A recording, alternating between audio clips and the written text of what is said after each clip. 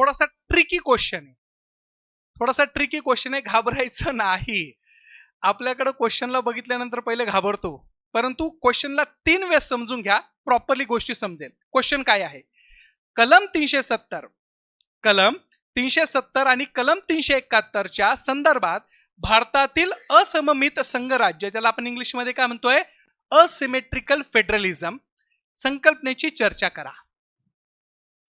Discuss the concept of asymmetrical federalism in India with reference to article 370 आणि article 371. आता sir federalism पर्यंत ठीक होतो, पण पुढे गाडी गेल्यानंतर थोडीशी भीती वाढायला लागली. तुम्ही पुढचा शब्द कोणता टाकला? Asymmetrical federalism. ई नाहीये, असिमेट्रिकल फेडरलिझम आहे. मग आता हे काय आहे हे पहिले आपण समजून घेऊ. पहिले आपण त्याच्या संदर्भामध्ये लोकस आणि फोकस आपण अंडरस्टँड करून घेऊ. परत लोकस काय असणार आहे? संघराज्य व्यवस्था जी आहे फेडरलिझम, तिथून आपण घेतलेला आहे. फोकस काय करायचं आहे?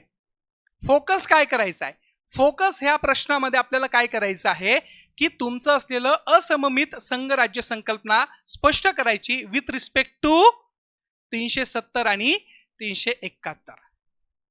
सर आता आम्हाला प्रस्तावनेच्या संदर्भामध्ये थोडंसं व्यवस्थित समजून सांगा की नेमकं काय आहे. बघा आता ह्या प्रश्नाची प्रस्तावना कशी असू शकते, व्यवस्थित समजून घ्या, अंडरस्टँड करून घ्या, जेणेकरून तुम्हाला प्रॉपरली ही कॉन्सेप्ट पण समजेल आणि कॉन्सेप्टच्या आधारावर तुम्हाला प्रश्नामध्ये काय उतरवायचंय ह्या गोष्टी तिथं कळतील. प्रस्तावनेमध्ये काय केलं आहे, मी सुरुवातीला भारत देश हा लोकशाही देश म्हणून अशा संदर्भामध्ये त्याचं वर्णन केलं. सोबतच पुढे जाऊन मी त्या प्रकारे हेही सांगितलं की भारताने कोणती सिस्टीम स्वीकारलेली आहे, बरोबर आहे. परंतु त्या स्वरूपाच्या बाबतीमध्ये ज्यावेळेस मी बघतो तर आपल्या प्रत्येक राज्याचं ह्या सगळ्या गोष्टीमध्ये वर्गीकरण वेगवेगळं दिसतंय तुम्हाला.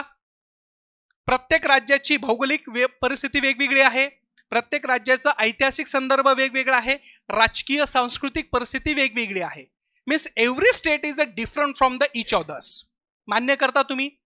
मग मला एक सांगा, जर प्रत्येक स्टेट हा वेगळा असेल आणि प्रत्येक स्टेटची डिमांड वेगळी असेल तर ट्रीटमेंट पण कशी पाहिजे, वेगळी का सारखी? जसं मी तुम्हाला नेहमी सांगतो ना, म्हणजे आता क्लासमध्ये ज्यांना झालं असेल त्यांना माहिती की आपली 5 बोटं सारखी असतात का? नाही. प्रत्येकाला आपण ट्रीटमेंट वेगवेगळ्या पद्धतीची असते. जसं आपला समाज हा वेगवेगळा असतो, समाजामध्ये प्रत्येक जात, धर्म, वंश, पंथ हे वेगवेगळे असतात, प्रत्येकाला आपण ट्रीटमेंट वेगळी देतोय. सेम त्या प्रकारे भारत देशामध्ये असलेले जेवढे काही राज्य आहे त्या सगळ्या राज्यांमध्ये डिफरन्शिएट तुम्हाला दिसणार आहे. कशाच्या परिस्थितीवर? भौगोलिक, ऐतिहासिक, सांस्कृतिक आणि राजकीय. मग मला एक सांगा, त्यांना ट्रीटमेंट तुम्ही कशी देणार आहे? वेगवेगळी देणार आहे. मग जसं की आपल्याकडं फेडरलिझम म्हणतो तर त्यावेळेस प्रत्येक राज्याला आपण थोड्या वेगळ्या पद्धतीने बघत आहे की नाही. मग अशा स्वरूपामध्ये आता तुम्हाला थोडंसं आयडिया आली असेल तर तुम्हाला इथं ह्या संदर्भामध्ये ह्या गोष्टी मेन्शन करायच्या आहे, स्ट्रक्चर बनवायचं आहे. मग इथं तुम्ही पहिले काय सांगणार आहे? असिमेट्रिकल फेडरलिझम म्हणजे काय आणि दुसरं काय 370 आणि 371च्या संदर्भामध्ये कशा प्रकारे केलेलं आहे. काय मेन्शन करायचं होतं? संकल्पना. कोणती संकल्पना मेन्शन करायची होती आपल्याला? असममित संघराज्य व्यवस्था ही आपल्याला संकल्पना सांगायची होती. त्याला इंग्लिशमध्ये आपण काय म्हणतोय? Asymmetrical federalism. असिमेट्रिकल फेडरलिझमचा जेव्हा तुम्ही संदर्भ देतात तर त्यावेळेस आपल्याला काय लक्षात येतंय? काही राज्यांना आपण काय दिलेलं आहे? विशेष दर्जा, स्पेशल कॅटेगरी स्टेटस, बरोबर आहे. आर्टिकल 370 आहे, 371 आहे. त्या स्वरूपाच्या बाबतीमध्ये 6 schedule also come under the definition of asymmetrical federalism. काही स्टेटला आपण काय करत असतो? काइंड ऑफ आपण एक्स्ट्रा ऑर्डिनरी पैसे पण देत असतो. जसे की फॉर एक्झाम्पल काही स्कीम मध्ये तुम्ही 60-40चा रेशो ठेवतात, पण नॉर्थ ईस्ट रिजन साठी 90-10. It's also come under the definition of asymmetrical federalism. कारण की प्रत्येक क्षेत्राचं, प्रत्येक स्टेटची तेवढी कॅपॅसिटी असते का मित्रांनो? नाही. प्रत्येक स्टेट तेवढा कॅपेबल असतो का? नाही. मग अशा वेळेस जर आपण बघायला गेलं तर आपल्या लक्षात येतं की त्या स्वरूपाच्या बाबतीमध्ये ही असिमेट्रिकल फेडरलिझम भारत सरकारने स्वीकारलेली आहे की ज्याचा मूळ उद्देश आहे की आदिवासी बहुल भाग असेल, सांस्कृतिक दृष्ट्या वेगवेगळ्या स्वरूपामध्ये असेल किंवा ऐतिहासिक दृष्ट्या तो मागासलेला भाग असेल तर अशा वेळेस त्या स्टेटला आपण थोडासा जास्त काय करत असतो? प्रेफरन्स जास्त देत असतो. म्हणून त्याला म्हणलं जात आहे असिमेट्रिकल फेडरलिझम. सगळे स्टेट सारखे आहे का आपल्यासाठी?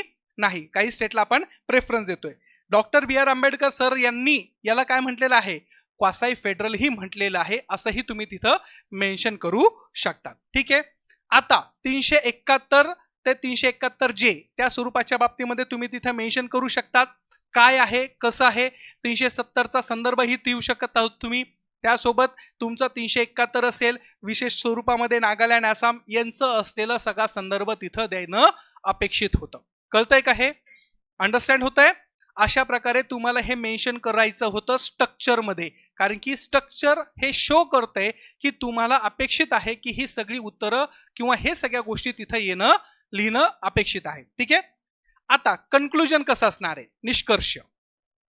निष्कर्षामध्ये सगळ्यात पहिले महत्वाचं काय आहे मित्रांनो? निष्कर्षामध्ये आपल्याला सगळ्यात पहिले हे दाखवायचं आहे की भविष्यातही असममित कमी करून सहकारी संघराज्याकडे कॉपरेटिव्ह फेडरलिझम वाटचाल करणे हे आपल्याला अपेक्षित आहे.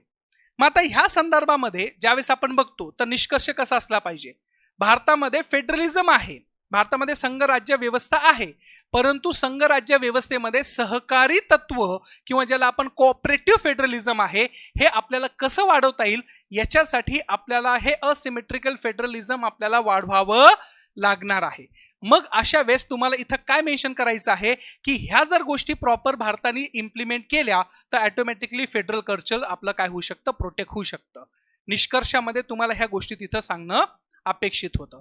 आता निष्कर्षाच्या बाबतीमध्ये इथं तुम्ही विविध प्रकारच्या गोष्टींचा संदर्भ वे फॉरवर्ड पण ही देऊ शकतात की भारत सरकार अरुणाचल प्रदेशला असेल किंवा त्या स्वरूपाच्या बाबतीमध्ये 6व्या असलेल्या शेड्यूलमध्ये तिथं लडाखला प्रेफरन्स देत असेल, ह्या गोष्टी जर मेन्शन केल्या वे फॉरवर्डमध्ये तरीही तुम्ही निष्कर्षामध्ये कन्क्लूड करू शकतात. समजतं हे? म्हणजे प्रॉपरली आपल्याला असिमेट्रिकल फेडरलिझम आपण कसा प्रोटेक्ट करतोय तर त्याचा संदर्भ आपल्याला समजणं गरजेचं आहे.